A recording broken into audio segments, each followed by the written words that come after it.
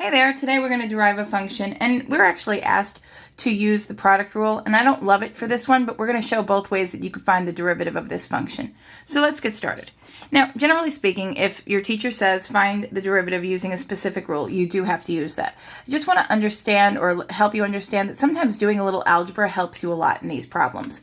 So we have f of x is the product of 3x plus 5 times 2x minus 7, so a linear binomial times a linear binomial. We're going to get a quadratic trinomial when we do this, and it asks for the derivative. Now, it's specifically asked using the product rule.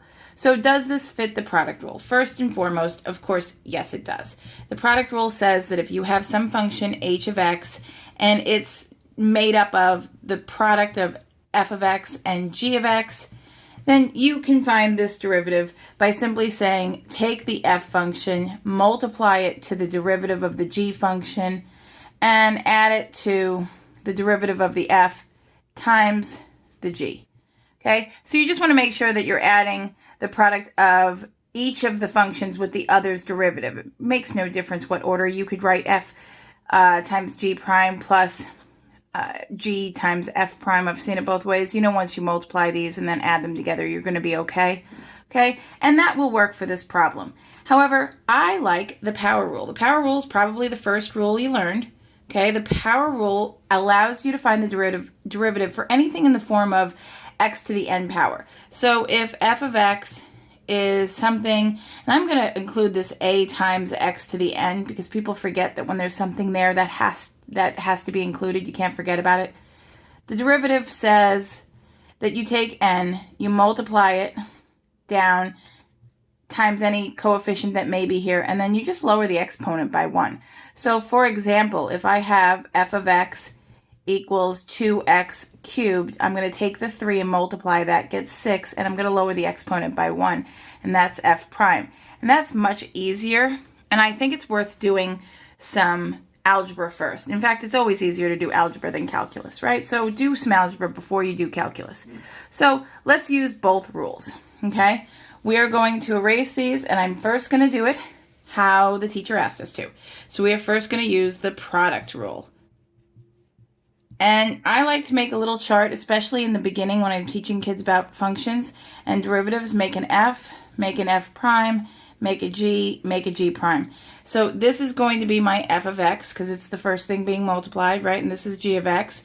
Okay, so f of x is 3x plus 5.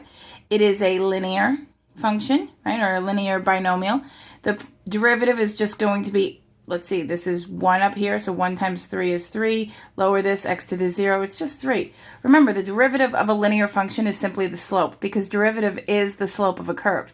Okay, the reason derivatives are in terms of x is because we are now dealing with motion. Slope was derivative for Algebra 1 and Algebra 2, we just didn't call it that. Okay, so g is 2x minus 7, and g prime, oops, sorry, I forgot my prime, is 2. So if I remember my rule, I want to do f times g prime plus f prime times g. Well, now I could just plug in what I need. So I could do 3x plus 5 times g prime, so that's 2, plus f prime is 3 times 2x minus 7. Okay, so we're going to distribute this. This 2 is 6x, 2 times 5 plus 10. Here we get plus 6x minus 21. So we get 12x, right, when we combine our x's. And 10 minus 21, we are going to get negative 11. All right, it wasn't difficult, but it was certainly more work than I needed to. So what I'm going to show you now is how we could do this same problem, but I want to use the power rule. I want to do a little bit of algebra before I get into my calculus. And I'm going to move this down so you can see everything that I do before I realize you can't see it.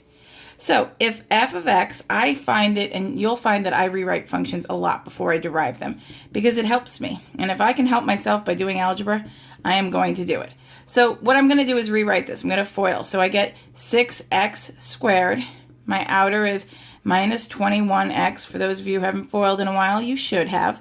10x minus and 35. Okay, so let's see this. We get now f of x rewritten. Let's clean it up just a little bit more. 6x squared. Negative 21 plus 10 is negative 11x minus 35. Okay, so now we're going to use the power rule. The power rule says that we take the 2 and multiply it down. So 2 times 6x to the 2 minus 1 minus 11 to the x 1 minus 1. So that's really x to the 0. So this is 12x, 2 minus 1 is 1, minus 11, because x to the 0 is 1. So that's nothing, okay? So we got the same answer. I really feel like the power rule was the better way to go. So sometimes it's easier to do algebra before calculus and rewrite that function so that it helps you use the rule you know best. Now, if you had to use product rule and your teacher was saying, I'm going to assess whether or not you can use the product rule, for sure use the product rule, but you could always use the power rule to check and make sure you got it right. I hope this helped. If you have any questions, pop them in the comments section. Be sure to subscribe to our YouTube channel so when you send in a problem, I'll do that one too.